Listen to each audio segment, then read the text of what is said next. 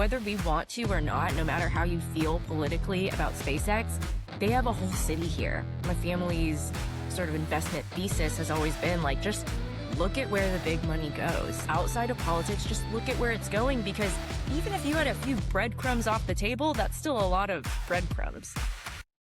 All right. Welcome back to another episode of the Radical Hospitality Podcast. I'm your host, Zeke.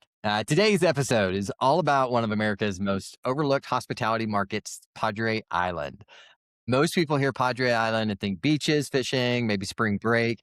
But underneath that is one of the most fascinating hospitality real estate stories happening today. On one side, we've got South Padre. It's becoming like an emerging market, attracting entrepreneurs, investors, designers, and boutique hotel entrepreneurs. And then on the north side, it's seeing a really large destination hospitality development. And so we've got north side versus south side with Tiffany Zhou and Kilcullen. Tiffany and I met a few weeks ago at a micro resort event down in Austin. She's working on a project with a friend of mine, Gideon, a little micro resort coming out on, I think, near the Houston area. We'll let her talk a little bit about that. But she has also been down and doing all sorts of really cool, unique development along the south side of Padre. She has an interior design and I think an architecture background as well. So we'll let her talk a little bit about that, and has one of the best Instagram accounts. If you get a chance to follow her and her husband or fiance, I believe, Caleb, are hilarious and talk all about design and, what it's like being a woman in the industry and all sorts of great things about hospitality and development down there. Chris is a great friend of mine here in Evergreen. He's been a consultant with us on the Red Hotel. More than that, he's a principal with Avis & Young Hospitality Group. He specializes in hospitality brokerage and destination developments. Today, he's representing this Whitecap North Padre resort developments, like transforming 240 acres into this mixed-use waterfront destination. Marinas, residential, all sorts of cool stuff. We're going to get a chance to see what Chris's project is and about and talk through the north sides. And so before we hop into talking about Padre Island, one of the reasons I wanted to talk about it, Amy and I had a great story, and we were talking about this before. Most people have a spring break story, but Amy and I's spring break story down at Padre. So we were in high school, and somehow I convinced her parents to let us go camping down in Padre. And so her dad, my car was broken. Her dad wouldn't let her take her Jeep, which was a really cool jacked up Jeep, because he was afraid it'd get rusted. That was the excuse. So I convinced my dad to let me borrow like a little Nissan car that was kind of the floater car. And we took this thing, drove down to Padre. And as Chris, you mentioned, there's a long gap. It's almost like going through the desert between Austin and, when you get down to the Padre area. And as we were heading down there, I took an exit and I sideswiped somebody on this exit. And then, so I'm in my dad's car.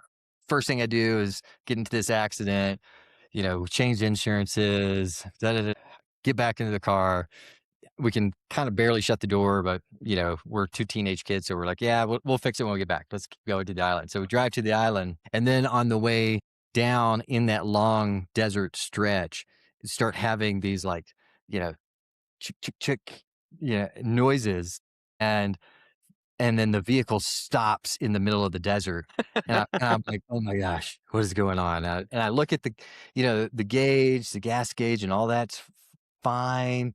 But apparently I had like some sort of electrical problem when I sideswiped the car, and it knocked the gas gauge out. So I ran out of gas in the middle of the desert with my dad's car. So we get out and we're going to start, and we're walking in the desert, hoping not to die.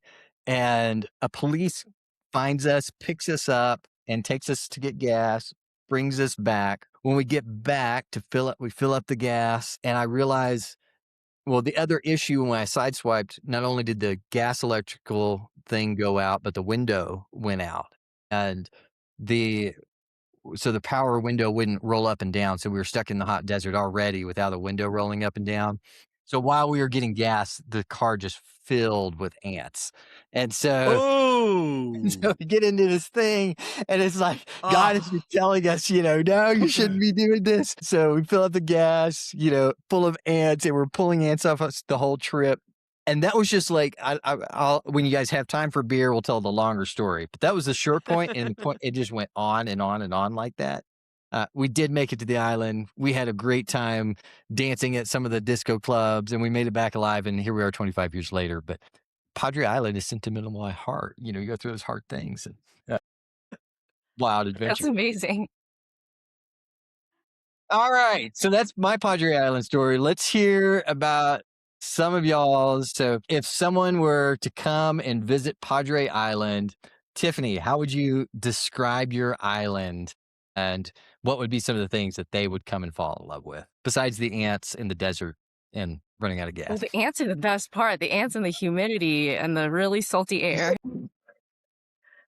Yeah, no, I'd say that it's just one of those really great family-oriented as well as couple-oriented places. I think that Padre is really overlooked because mostly when people go to the beach, they're thinking, okay, let's go to Miami. Let's go to somewhere that is a little bit more popular. And I think that South Padre Island is a little off the beaten path. It is the southernmost tip of America. I actually looked this up. It is Port Isabel is the southernmost town in the U.S. mm, So we are about as far south as you can go in the continental states. And I'd say that a lot of things that I tell people is that like we are so close to Mexico. You can look and point right across the way yeah. and see Mexico. And why is it that we have in our heads this idea of Mexico is such a sexy travel destination, but Texas isn't, and we're about 2 to 3 miles away. So because of that, you don't have to have a passport. You don't need to worry about, as much like different insurances, different languages, and all that. Like you can stay within the continental US and have all of your normal comforts here and still get the experience of essentially a kind of Mexican border town where there's a lot of culture. There is a lot of fun stuff to do here. Water parks, there's go-karts, mini golf, parasailing, the Ferris wheel, this kind of fun stuff. And I'd say that it's kind of a cute, quaint little town, Port Isabel, and you can have either experience of a little bit more of a quiet vacation, or if you want to go full spring break and you want to go to Mm, the bars and the arcades and all that, you can have that option too. So I think it's a really good happy medium between both of them, and actually has quite a good diversity of guests here. I mean, we get, from 18-year-olds up to past retirement in their 80s that are coming down here. Fun, fun. Yeah, wow. Padre sounds like it's an amazing place. It has like quite a diversity from just the spring break trips, which is part of it, to what's in everyday life. Chris, I know you're a Yeah. evergreen neighbor here, but you also have a little bit of Texas roots, and you are Yep. representing today the North Padre Island as the representing the Whitecap Resort. So tell us a little bit about North Padre Island, what you've been finding out, what's great about the North Padre Island side. Yeah. Well, thank you for, first of all, for having us both on here. I love this North versus South kind of competition. But what's cool is it's all about Padre Island. No matter where you go, you're going to have an amazing stay. I grew up in Dallas and I went to South Padre in high school like you did. And I had some horror stories, not horror stories, fun stories. I barely escaped with my life stories. I went down there for spring break, went down there, after graduation, probably 3 or 4 times, got arrested there, had lots of fun, more fun than I should have. And I loved it. It was a great experience. And when I first ran into this project, I had this developer tell me about it. I was at the lodging conference and he's like, yeah, I'm doing this development down in North Padre. And I generally don't do development. I sell hotels and I help investors buy and sell hotels. And I do, new construction, but not big mass scale developments like this. And I went down there to see it because it just sounded really interesting. There's several things I learned that I did not know before. First of all, I thought North Padre was just the north end of South Padre Island. I didn't know that it was 180 miles away from South Padre Island. Nor did I know that Padre Island was the longest barrier island in the world. And then we started peeling the onion back and learning more about what's going on down in North Padre. And North Padre is just right off the edge of Corpus Christi, so super convenient. When Tiffany was talking about people going to Florida, I live in Colorado now, as you mentioned, and I have a lot of friends that go to Florida, and I've gone to Florida, but Texas is, first of all, much more affordable and much more convenient. You can literally fly to Corpus Christi and be on the island in 20 minutes with an Uber. I mean, not more convenient than that. And the beaches are just tremendous all the way from south to north. Something else I didn't know is there's actually a national park on North Padre Island called the National Seashores. Never knew that. And the reason being is because this is the first fresh water all of the migratory birds land at after they've crossed the Gulf. And so we actually built a 30-acre nature preserve on Whitecap because it's literally the dropout zone. I mean, from everything from hummingbirds to duck to geese, it's the number one bird watching destination. I can't remember the term for it, but the number one bird watching destination in the country because so many migratory birds land here, and it's their first stop before they head back north all the way up to Canada and every other state in between. Just absolutely beautiful. And North Padre, you can drive on the beach, and it's just this long stretch of beach that's just beautiful, pristine beaches. And we're super excited to be involved in this, and thrilled to participate in making this a premier destination. For those of you who are on the podcast, just FYI, we're going to share some things. I've got kind of the overall map up so you can see locations of North Padre versus South Padre and the Padre Island seashore in between. So you might want to check that out on YouTube if you're listening, and then we'll look at some projects that we're working on through this area. One of the reasons we went down to Padre Island is my cousin and my aunt used to come down here, and they would camp out on Padre Island, and they would get these huge kites that would put on full Oh, yeah. harnesses, and pull them up and down the coast, and they would camp out. And that was before kite surfing became a thing, which is now, I think, it's a pretty windy location, Yeah. but taken off. And I know it's windy because the second part of that story I was telling is Amy and I went and we drove up on the beach to go find a place to camp. And it was like this sand windstorm coming at our face. And we come out there and there's a fire. Someone had left in the middle of this at night because we got there at night, and it was just kind of, still going like one log. And we huddled around that and cooked our hamburgers and decided that camping wasn't for us after that trip. But we did come back and had a lot of fun on the beach. All right, so let's hop in, Chris, and take a little bit look at the project that you're working on. I'd love to kind of hear the overall what you guys are doing on the project. What is this project, and what's it involved? So Great. Well, it is a 240-acre development, master planned with all the amenities you would look for in a resort. Uh, we're developing a $50 million Category 5 hurricane-proof dry stack storage facility. It's going to be fully automated. You literally pull your boat up, lifts it out of the water, washes it, dries it, and then stores it in a little cubby hole. And then when you're ready, you order it, gets filled with gas, filled with ice, filled with beer, and you're ready to roll. Concierge level boat service. And the developer here literally saw this former housing development. There was a water park here, and there's a golf course, and just had a really great vision.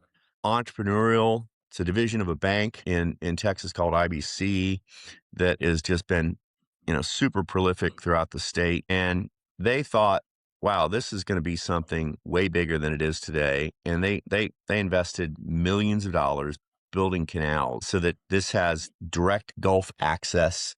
And it's the first of its kind on the Texas coast. I mean, there's nothing like this all the way along Texas coast, where a boater and a beach goer can all have all the joys. And really, I'm talking to kind of husbands and wives here. And then we're going to implement a premier destination shopping component with food and beverage and an amazing shopping along with a resort hotel.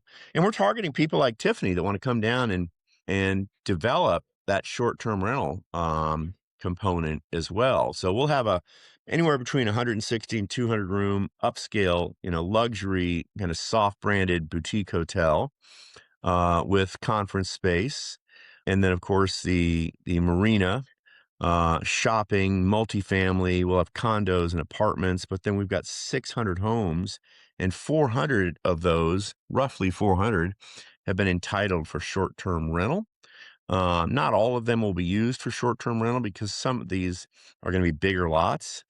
And, I would say 80% have mooring rights, which means you can literally build a dock on the back of your house and have your boat right in back of your house. But, what we were talking about earlier, short-term rental developers optimize these homes for short-term rental. And I say that only because it's really important to think through when families come down and multi-generational families come down, you've got to build homes for family reunions, for weddings, for retreats and groups of people. And it's just a different aspect outside of a traditional hotel room or even a traditional hotel suite that targets that group and that long-term stay and creating those memories that make people come back for a lifetime.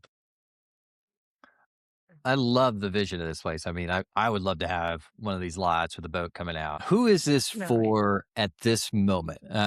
Is this all being developed by one person? Is some of this being developed by a group and some of it looking for additional developers, or is some of it looking for individual homeowners? Where's it at in the process, and who is this project for at the moment? Really good question. The project has been developed Oh, by a master development. Okay. So all the infrastructure has been put in place, including the canals, all the utilities. Most of the roads have been put in. Well, all the roads have been put in for phase one. And so right here, when you see that in the center screen, that one up there, that is phase one residential. And any of the homes that are joining or adjacent to an existing residential community, those are not entitled for short-term rental. But all those homes have got all the utilities in place, the amenities are in place. There's a pool, there's a community center, and of course the canals are in place. And so we're carving this up into different asset classes. To the right of number one, you'll see that kind of orange shaded area with a 5 in it. That below is the Hotel Peninsula with branded residential. And, as we were talking about earlier, hotels or hospitality and short-term rental are kind of coming together. The hotel industry and all the brands are developing branded residential product, but at different levels. So it's not just the Ritz-Carlton with branded residential below it or above it in a tower anymore. It is luxury residences and then different tiers of housing offerings to appeal to different consumers. And so we're talking to hotel developers about, the hospitality component. We're talking to people like Tiffany that are developing short-term rental product at scale and, building 5, 10, 15, 20 homes at a time so that they can really develop a brand around their product and develop the experience around their product. Airbnb is just blown up, right? It's a huge component to the industry now, but there's some inconsistencies in the service execution. And that's where people like Tiffany come along. They truly bring in that hospitality entrepreneurial execution that makes the consumer want to come back time and time again. And then, the marina that I mentioned, the bottom left where you see that big square kind of in the center of the screen, that's where the marina district is. And so we're talking to different developers about that. We've just submitted or completed a process to start an RFP to all of the marina operators in the country, because this is going to be literally a world-class marina and eventually a yacht club. I'm going down there in 2 weeks to tour with a couple of the marina operators. And then to the right of that is the commercial mixed use district, and we're exploring a amphitheater directly across the street from the marina. There'll be an outdoor amphitheater for concerts and venues and events, and then multifamily adjacent to that, and then lots of retail and restaurants, so that there are things to do. We want this to. One of the developers we're talking to about the retail, literally has their eyes on making this an epic retail destination that people will come down to for the shopping and then go, oh, wow. And there's also an ocean right outside. I mean, it's going to be that level, and we're super excited about that. Love this. Wow. That's amazing. Chris, Yeah. I just want to jump in because I have so many thoughts on this. This is amazing. My family lives in Corpus Christi, and so Oh, I have spent quite some time there. I surf at the Packery jetties. I think oh, that's super wow. close by to you. Yeah. So when I'm seeing this, I'm just excited, thinking like, hey, is there surf nearby? Like, how close do do you guys have any docks or jetties? Yeah. And the other thing that is super exciting, there's definitely a precedent for that area. There is, I know the Cinnamon Shores is probably pretty close to that area. Is It that is. correct? Yeah. Cinnamon Shores Yeah. and Palmilla. And that has a reputation across Texas. Before I had come down to South Padre Island, people were telling me you have to go to Cinnamon Shores, Hmm. and I'd never heard of it. And lo and behold, it's right in my backyard in Corpus Christi. And it's just, I think that there is a precedent for this type of very luxurious, well-planned community. And I hope to see something like this down in South Padre very soon as well. Yeah, What I, I'm glad you brought that up because Cinnamon Shores and Palmilla are the comps that we're using. And, people are coming down from all over the country. We have placer ID data showing people coming from every major metro in Texas, of course. And I was surprised at how many people were coming from Houston when Galveston is right in their backyard, you know? But, people have been buying homes in Cinnamon Shores and Palmilla, average comps, $2 million. 1 bedroom, 1 bath, 850 to $900,000. And, they're paying, half of them are paying cash. And so the market's ready for this. We do have direct access, as you see in that image to the right. We are right out to Packery Channel. We've got a direct Amazing. access there. The Corps of Engineers is literally days away from releasing the dam that'll open it up. And then we're also exploring an acquisition on the beach so that we'll have a white cap beach destination as well. But the beautiful thing is, literally, we've got golf cart privileges to just leave your house, throw your stuff on the golf cart, and you're out on the beach in literally 5 minutes. And so you've kind of got the best of both worlds already. And, what's so nice about the length of the beaches, it's not super crowded. There's not like piles of people in front of you. You pull up, you unload your stuff, and you've got the beach and, direct access to the water. Kids are just, roaming and playing, and it's spectacular. And, single family home purchases, people are coming down for retirement purchases. People like yourself are developing short-term rental product. Anyway, I can go on and on. All right, guys, I've got one quick favor to ask. If you've been enjoying Radical Hospitality, if these conversations have inspired you, encouraged you, or helped you think bigger about what it means to create spaces that truly serve people, would you hit the subscribe button? It's a small thing, but it makes a huge difference for our show and for our team. We're working hard to bring some of the most thoughtful entrepreneurs, builders, and visionaries in hospitality, people creating meaningful spaces all over the world. And your subscription helps us keep getting better every single week. And if you're someone who's dreaming about building a hospitality project of your own, that's what we do at Root Architecture every single day. We help clients design and bring those spaces to life. You can book a discovery call with me or someone on our team at therootteam.com. Thanks so much for being a part of this journey. It really means a lot to me. Subscribe, stay with us, and let's keep building cool stuff that serves people well. I think This is an incredible project. I love that, there's capital and an amazing master plan here, and that there at the moment still opportunity for, individual developers, people that are kind of looking in that multi-unit short-term rental space. That entitlement itself is really hard and difficult to do, and you're kind of creating all the destination for this. So Hmm. definitely want to get down and take a look at this. I want to transition to South Padre Island and talk a little bit about Outside. the South Side. Or maybe is it backwards on your screen? South side. I got it. So we heard about the North Side. We're gonna hop down to South Side. Tiffany, on one of your recent posts on Instagram, you're saying everybody's talking about SpaceX IPO from a stock perspective.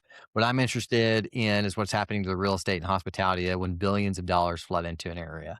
And I've heard a lot about this, space race, and the same with the AI race. A lot of the people who bought SpaceX IPO are already looking at their stocks and, and have lost money. But the real money made in all of these, again, like space and data centers, is the picks and shovels and the things that happen around.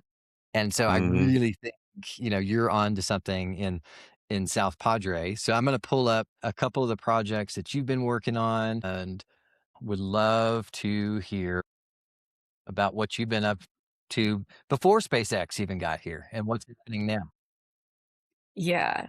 Yeah. SpaceX has been also I don't know if you're sharing screen Oh, on it right I now, gotta but it says we reshare yeah, South again. Padre, it is so interesting. It was not on my radar. My background, I mean, I was living in New York City and was working as a interior designer for a firm in New York, and my family was actually down here in Corpus Christi because our background is in real estate investment. My family's been investing in the Austin area since 2005. All of those properties we still own, have held and rode it through the wave of the last 20 years as everything has really developed in the area. And as my family came to retirement age, they thought, we want to retire by the beach. I want to be able to look out the window and put my toes in the sand. And Hmm. they ended up in Corpus because it was close enough to go visit the properties when they needed to, but still being in Texas. And that's how I got to coming to Corpus. And then one day they decided to go down and visit South Padre Island. And that was really, I'd heard of it, but that was the first time that I was really exposed to what was going down here. And the biggest factors, I would say the biggest differentiation in my mind between Corpus Christi and South Padre Island has to do with a lot of the industry that's coming in here. Although Corpus is a lot more established, it's a much larger city, there's more wealth. There's, I think, a higher demographic of a retired population that has a lot of cash and ready to spend it, which is great for development. And what's happening down in South Padre Island is it's quite an interesting case study. I've spoken with some people that it's almost like Bentonville, Arkansas, what Walmart did in creating Mm. this thing called like a company town. Back when Yeah. railroads and companies, they made the town. This is what's happening down here. It's very rare that a company has essentially created a city. And that is exactly what Starbase is. And that's bleeding out into outside of Starbase into this entire what they call the Rio Grande Valley. And what's interesting is you have the tourism, but you have the Port of Brownsville. We have, the border where all of the trucking and industry comes from Mexico into the US. We have the shipyards. There's a lot of LNG, liquefied natural gas, the largest projects in the US.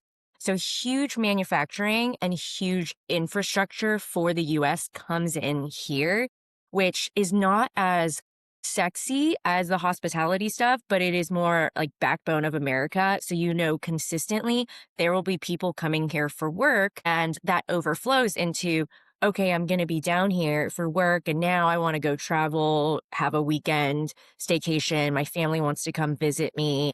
And that's how the entire area is expanding. I know that SpaceX originally approached Corpus Christi to build their starbase there, and Corpus Christi said no, which is how they ended up down in South Padre Island, and just in a melting pot. And I would say a strange place because you have a historically very low income and distressed economic area. When hurricanes come, it can get hit really hard, border town. And at the same time, you have literally the largest company, like the most biggest IPO ever in all of human history. And you also Hmm. have some of the poorest people in the US. And so that it creates a very interesting dynamic. Sometimes there can be tension, but it can also bring a lot of opportunity to areas where, when I'm building homes, people will come up and they won't have cars. They'll just be biking up the street and say, "Can I have work?" Because there are no jobs here. And, the homes you build are one of the only jobs that are coming to this island. And so I think that on the flip side, while there is an increasing disparity in wealth, there is also the opportunity for a lot more job creation and wealth to the area for people who want to stay in this area, who are saying, "Hey, this is my home. My extended family is here. We want to be able to build a business. I don't want to have to move and go to Houston or San Antonio, but what work is there for me here?" So I think that that's also really cool. And similar to Corpus, it's actually interesting, Chris, when you were mentioning things like the birds. I didn't even know that this was one of the migratory routes. Just if you go just a little bit west and north on the map, there is a huge wildlife preserve. Just, yeah, that whole area is a giant wildlife preserve Mm. where all the birds and the migration comes in. And bird watching and fishing is absolutely huge in this area. I have learned a Epic. lot about birds and fish that I just did not know about. There are actually huge fishing competitions that come Hmm. here, as well as development of more marinas. A friend of mine is doing a master plan community down here, and there is an area for marina that is 80 feet deep, which I'm guessing is actually quite deep for a marina. And he was saying it was one of the deepest marinas in the US, Mm. which strangely, as you come in through this channel near South Padre, it is so narrow. But once you come into the channel, there are areas where the water is very deep, and that's opportunity for one day, you can have more of the larger yachts and the larger Mm. boats to be able to sail down here. So I think there really is opportunity. The area Brownsville has been developing like crazy. I know that there's going to be, I think, a $3 billion shipyard. They're sinking boats off the coast to make more reefs for scuba diving, like marine life. There's a lot of revitalization coming into this area that I think is really exciting. And it's just very early on. It's Hmm. it's extremely early on. It's almost a little bit too early that a lot of investors are like, there's not like, how do you know? Is it a gamble? It is a risk. Like, yes, it is very early on, extremely early. But I think that there is so much infrastructure coming that you couldn't even stop it if you tried. Whether we want to or not, no matter how you feel politically about SpaceX, they have a whole city here. They've invested Hmm. billions. They're not going anywhere anytime soon.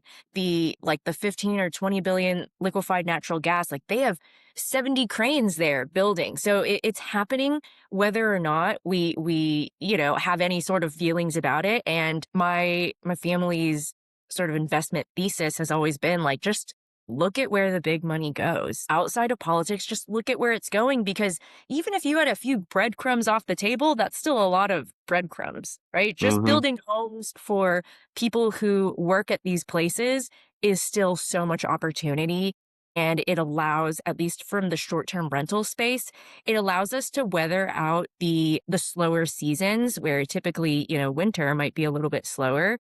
But with the workforce going on, like we have a lot of people who are looking for housing year round. So that helps to mitigate the seasonality of South Padre Island and the tourism down here.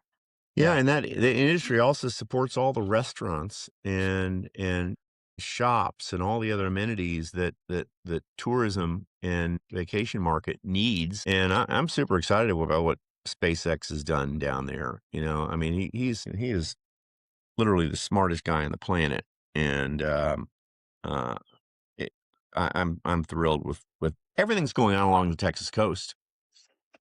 Here's what comes to my mind when you're talking about that. You kind of mentioned it a little bit, maybe like as a downside, but I almost see, I mean, it's such a benefit in so many ways. One, like I think a lot of people have experiences, whether it's Padre Island or Mexico, with that they miss. That's a little bit more authentic. Like it is kind of Mhm.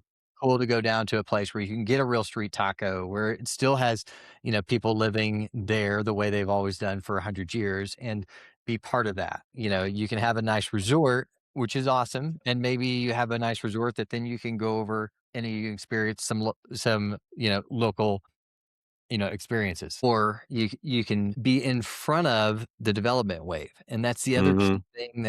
You know, it's like ballparks when they're coming, or a mall. Like as a investor, you want to be investing, ahead of that wave. And so those are the places that people who are looking for investments, really want to be looking for, and areas that are early, like Bentonville, and this are great opportunities. And the natural amenities here are so fantastic. It's like, honestly, I don't care if there's no houses. If I can go out to the beach and I can see some beautiful birds, and I can get on a kayak and, go through the area, then, that's a great experience. So I think there's lots of benefits to that as well. No, I think more and more people are seeing this as a more convenient and less populated destination than a Florida or, anything else. I mean, the price of land alone is driving people down here, right? And price of Yeah. construction is, as Tiffany will the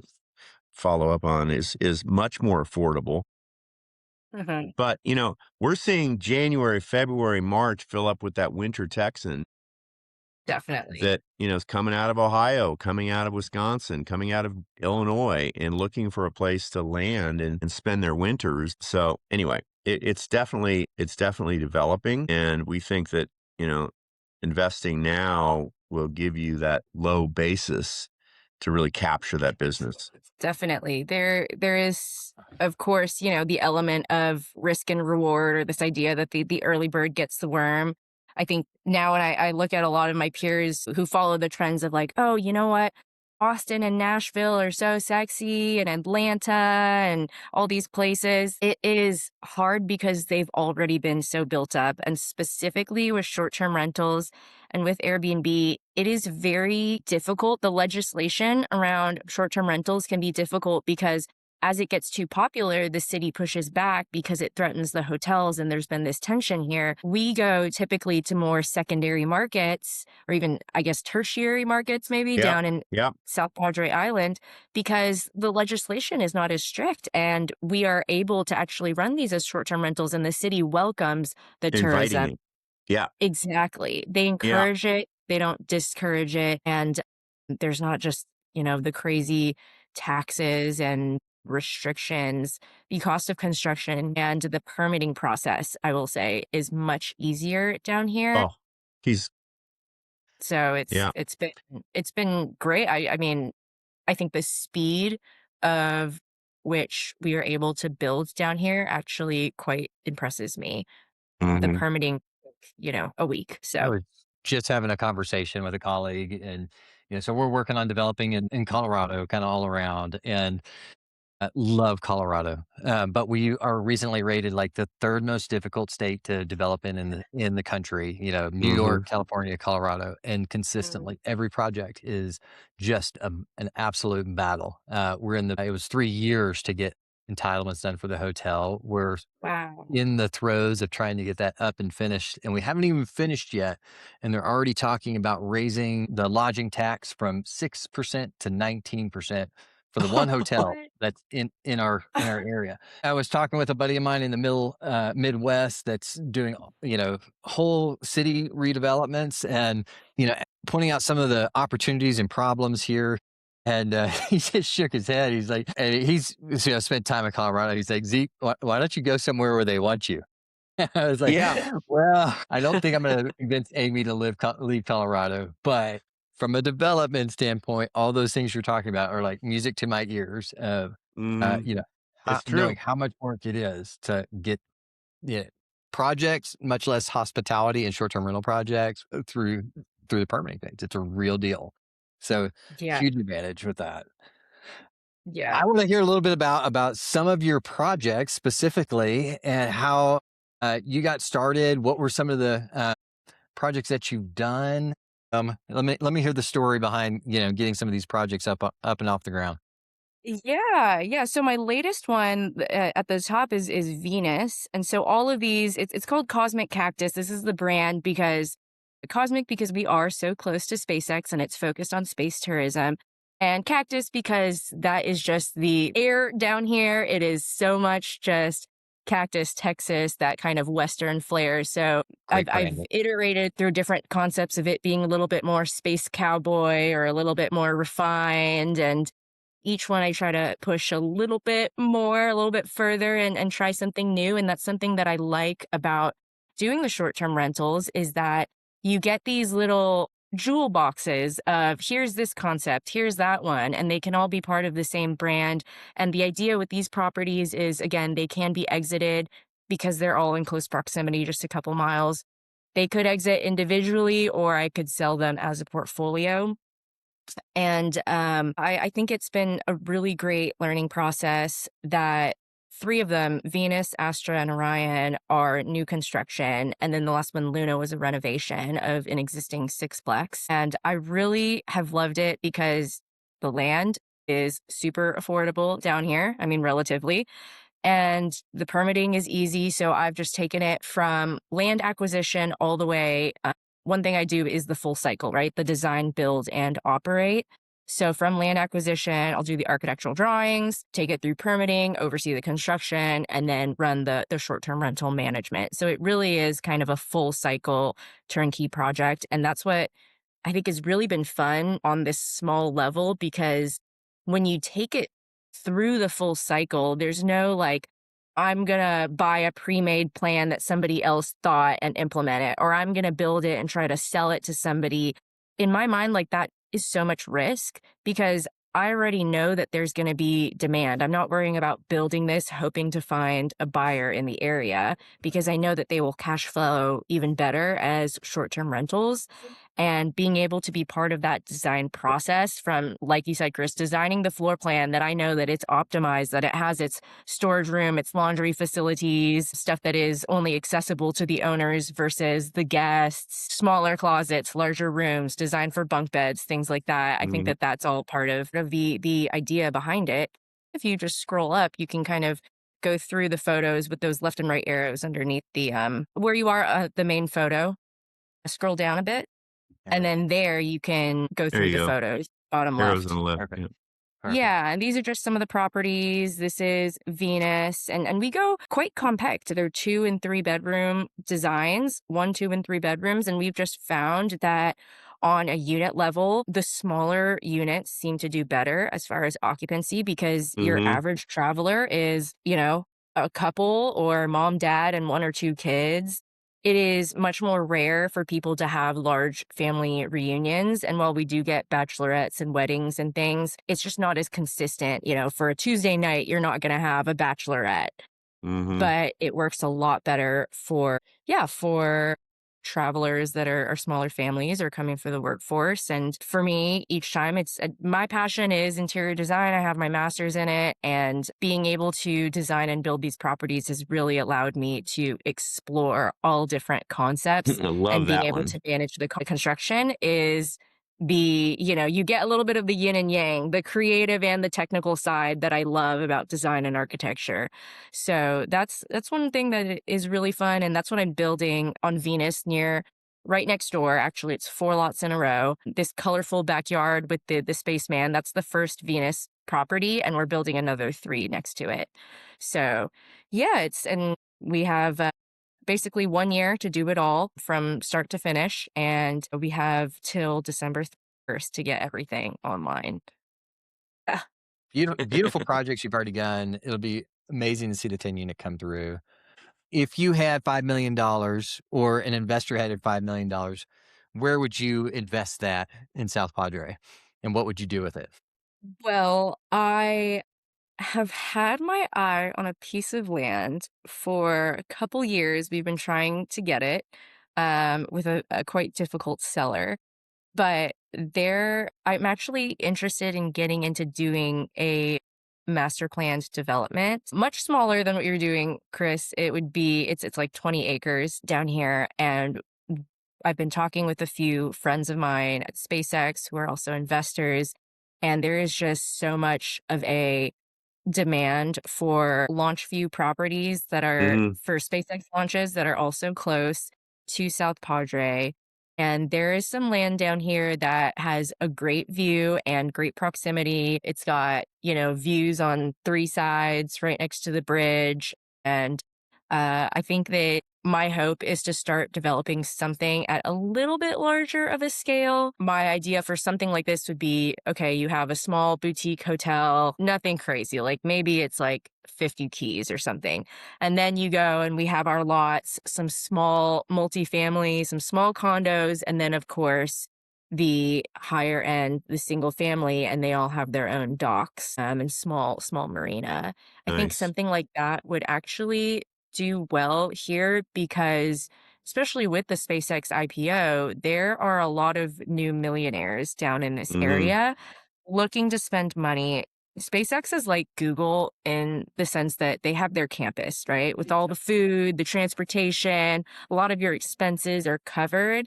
And so not only are these guys are all working crazy hours, so they don't have time to go travel anywhere else on the weekend or take a weekend trip. Most of their expenses are covered and they have a lot of disposable income. And that's when you get people, they're buying a lot of motorcycles and boats and cars and also houses for vacation. So there definitely is a lot of disposable income. And I think catering to that SpaceX crowd of people who want to own their own property and they want to have a short-term rental because it is sexy and they want to have a little bit of passive income. They need the real estate to write off their high W-2 income. So I think that there is um, a great opportunity for more like targeted vacation spaces for this growing demographic.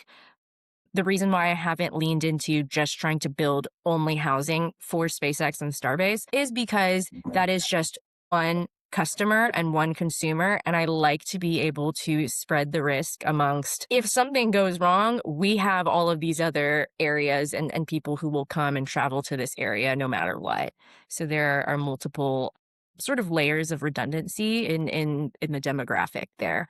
So I would really invest in staying in this area down here by the coast, but bridging more the gap between the travelers and this kind of wealthier group of people that is like, wow, we want to come and invest in this area and bring new life down here. So I think it's really exciting. I think there's a huge need for hospitality for just some nice coffee shops, nice boutique shops, a little boardwalk or something, like a walking trail. These sort of infrastructure type things would just be so popular down here. Hmm. Love it. Love it. Chris, same question to you. If I handed you 5 million today, or we had an investor that brought you 5 million, where would you invest it on the north side? And I'm a little bit partial to the white cap, obviously, but if I had $5 million today, I'd probably buy that island right there in the top right and just create my own little village of Airbnb VRBO product, because I think that is a market that's just going to continue to just be, just be attractive to this type of traveler. I do like Tiffany's idea, and I support it, that occupancy levels for smaller units tend to be stronger. And on that island, I could build some smaller units. But I'm also a food and beverage guy. The retail side of this development is going to be super fun and super active. And, that it's a tough question because there's so many different asset classes here that make sense. That marina, $5 million would get you a nice equity stake in that marina. And what's nice about that marina is it's just going to continue to drive rate because, everybody that buys a home down here has to have a place to put their boat. And I didn't know something else I didn't know until I started working on this project is when you buy a boat on the Gulf, your insurance company asks you what your hurricane evacuation plan is. I mean, that's just a stated insurance question. And you have to have one. And it can't be, oh, Billy Bob is going to put it on a trailer and he's going to drive it north. And that's really what most hurricane evacuation plans are. And that doesn't really resonate with insurance carriers. So, storing it in a facility like this is almost just a requirement. I mean, boat retailers down here can't even sell boats over 32 feet because there's no place for the buyer to put them. And so there's some pent up demand in the marina space. And $5 million won't do it for the hotel, but because it's going to be a much bigger project than that. But that hotel is going to be something really, really special. Kind of thinking, upscale Margaritaville type product, something like a Tommy Bahamas. There's a new Tommy Bahama out in Palm Springs right now that we kind of envision down here. And yeah, and there's just a lot of places to spend $5 million here. Love it. Well, there you go. You heard it. Two amazing opportunities to spend your $5 million. So I'm sure Chris or Tiffany can help you with either of those. Yep. Yes, if you have $5 million, come, no worries. I'll help you spend it. Yeah. Yeah. And Yeah. Tiffany's a great interior designer. So all the interior designers I've worked with have always know somehow where to put all that money. It is so amazing. It's actually why I became an interior designer. I realized I was very, very good at spending money and had to find a way to turn that skill into a way to make some money. Yeah. Cool. And it looks like you've done a really good job of monetizing that design skill, Tiffany. So congratulations. Thank you. Thank you. I think that, yeah, like Zeke and I have talked about this a little bit when we met in Austin. It's just like, man, design and architecture can be so thankless. Like, it is such a cool industry, and you get to build really fun things. And I love that you get both the creative and the technical. Like, I love being in Revit and trying to go and tweak these little details and come up with these wall sections. And then I like when I'm tired of that, I can put that away and I can focus more on the creative. Yeah. And you get a really good left brain, right brain thing going on. But it is just so hard to run a business and make money. And that's one thing that always frustrated me, is that I have a passion for design, but the traditional interior design path is very hard as a career path. Mhm. And it was frustrating that real estate and development seems to be much more lucrative, and yet they're not so far off because they all go hand in hand and are all part of this full cycle development. So I was a little bit frustrated with, like, why is it in this section there's no money and this section there's a lot of money? So how can I capture a little bit of both, where I can do what I'm passionate about, but also get a lot more of the upside of the development? So that's really how I ended up where I am today. Well, and that's an exceptional skill too, because if you build boring product, there's a cap on your rate. If you build exceptionally well-designed product, consumers pay for it, and they leave reviews and they talk about it, and that creates demand, which helps you lift rate. And you just have to throttle that design, because it can get expensive, as we've talked about, Mhm. and some of that you know won't generate returns. But when a customer walks in and they're like, oh my gosh, this is amazing, that's when you win that rate. Mhm. Yeah, you can't put a price on wow. The Yeah, idea of yeah, wow. yeah, Yeah. yeah. And But, you as you've seen and you've done, you display those images online and people pay for it. They select that room or that unit over another product that looks like it was just done at Home Depot and Walmart.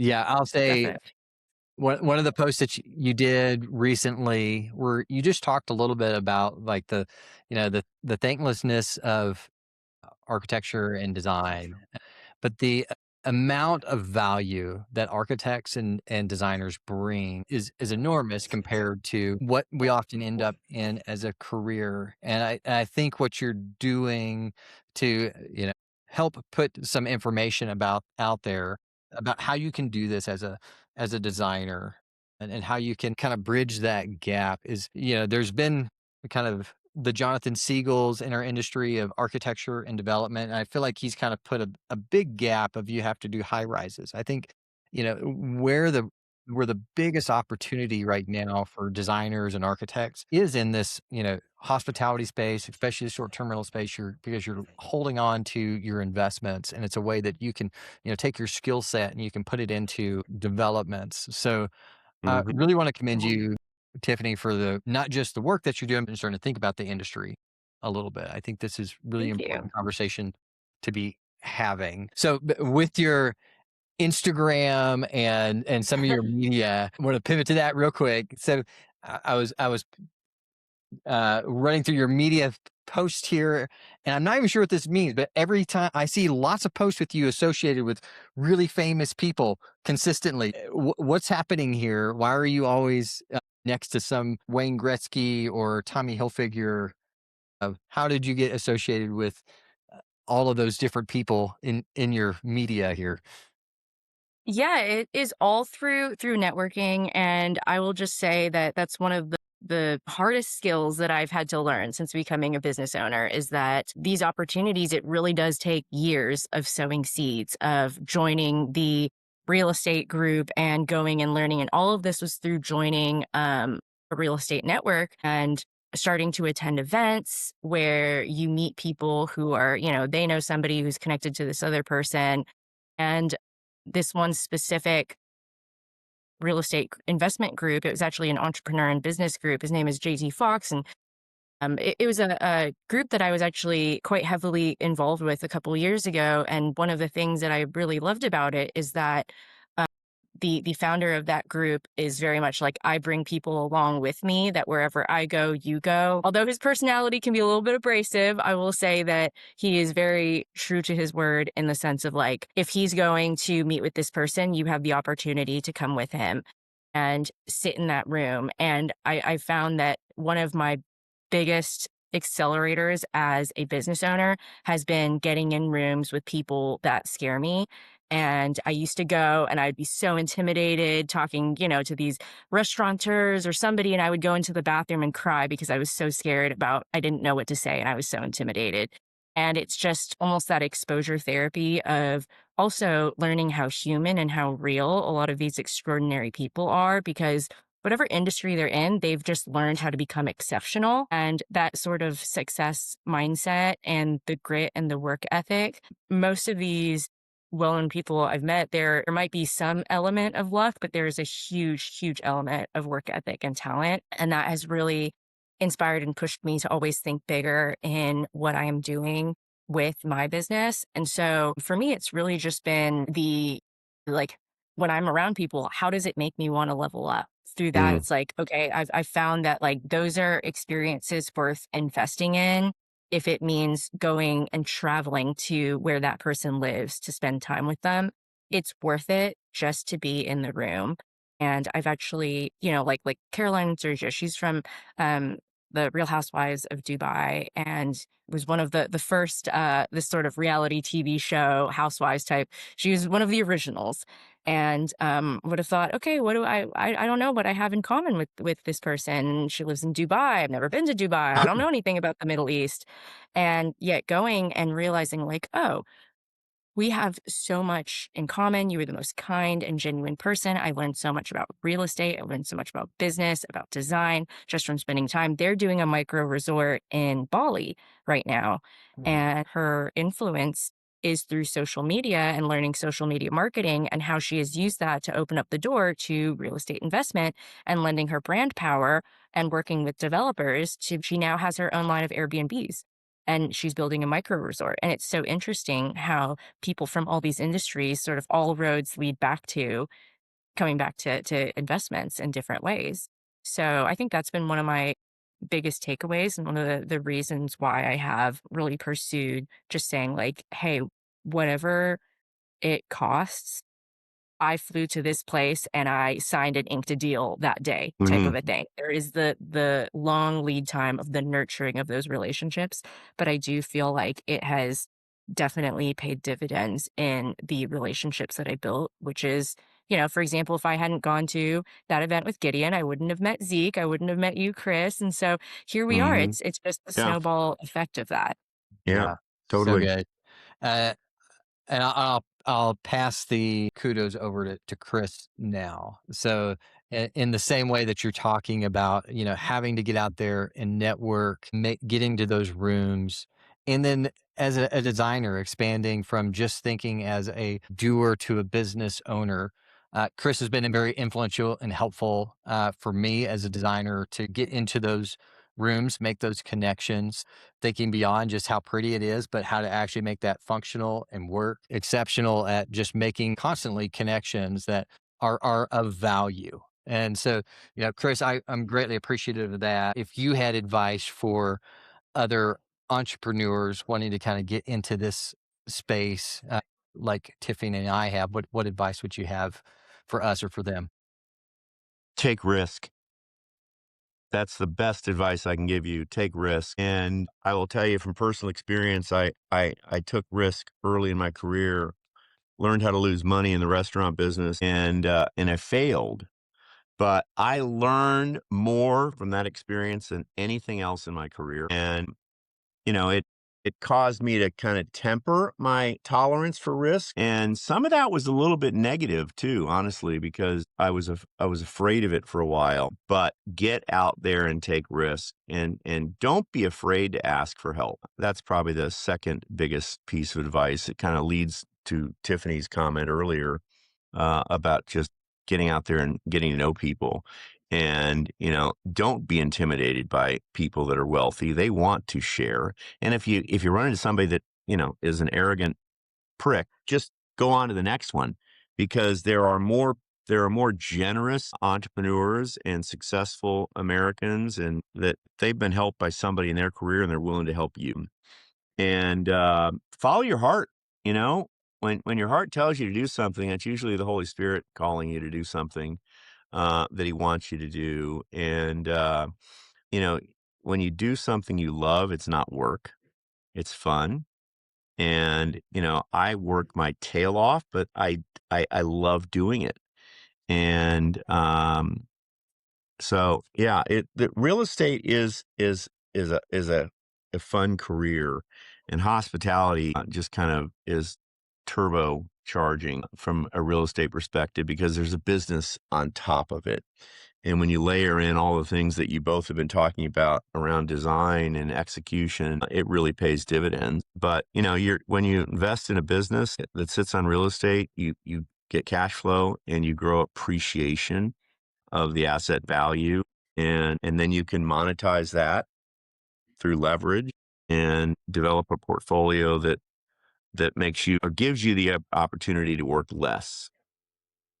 Love that. Yeah, so much value. Grateful to have met both of you guys, gals. Y'all have just added a lot of value in the conversations I've had, as well as being on here today. Finishing up with a lightning round. So we'll go start with you, Chris. North or south after today? Oh man. I mean, I love them both. I'm a sales guy, so I'm going to lean more towards North Padre, but they're great experiences, different experiences. I am all in on North Padre right now because of all the things that are happening, and to have the access of Corpus Christi and the convenience of those flights. I don't fish enough. I love to fish, but I'm more of a Costco fisherman. I can go in and I can pick anything out of the water in Costco. But the fishing in North Padre and in the Bay is just, it's literally like shopping at Costco. You just pull redfish out of the water. It's amazing. North side. All right. Tiffany, north or south? South side. North side. Let's South go. side. Yeah, I'm definitely all in here. And, maybe we'll have to go fishing. I've actually never been fishing in my life. And I live Oh in one my of the goodness. areas where there is fantastic fishing. And I've Yeah. been told many times that my house is literally like catty corner to where everybody goes. I'm like 10 feet away from the fishing spot, and I've never been fishing. So we might have to go and do a little fishing trip. I I would saw love a to sit and girl do your that. size pull a tuna out of the bay. Like, it was bigger than her, and she brought it back to the house and was literally carving sashimi off on her Wow. kitchen Nice. table All right, like 4 hours later. Chris, best taco. Yeah. Oh man. There's too many. I can't give you a best taco. I would say El Camino is my favorite Mexican restaurant in Corpus, run by an amazing entrepreneur, Water Street Restaurant Group. I love him. I love the place. Nice. Tiffany, best taco. So I would say Baja Fish Taco for their fried fish tacos, but they recently moved out of South Padre. So I'm very Oh heartbroken. no. So we need to actually have a new best taco down here. Chris, best coffee. Oh man, I don't have one off the top of my head. I can't. I'm gonna have to pass. Well, I'm going to say you will have one coming up. It's going to be at the Red Hotel, Spirit Mountain Coffee. That's what we're going to be serving. So you can put a pin in that. Tiffany, Okay. best All coffee. right. Down in South Padre, my friends just started this coffee shop called Buen Dia, and they make like protein horchata and fancy matchas. So definitely that. Nice. All right, Chris, best sunset. Oh man, I'm gonna have to pass again. All right, we'll come back. Tiffany, go. Down at Viva, they have great scallops, and you can just sit there facing the bay and watch the sunset. Love It's it. right near the strip. All right. Best hidden restaurant, Chris. Well, Doc Seafood was the best sunset that I yeah. meant to say Okay. earlier. And where's that at? Is that it's right in North Padre. And what's so cool about it is you get both the sunrise and the sunset from Padre, and the sunset from Doc's is just stunning. The colors are just absolutely gorgeous. Best hidden restaurant, man. I don't know if it's hidden though. It's Market Street Oyster Bar in Corpus. It's not hidden at all because it's I've super been there. popular. Yeah, It's yeah, great. yeah. nice? Tiffany, best hidden restaurant. Zhou's Oyster Shack here. It is literally a shack, and they have just great fresh fish.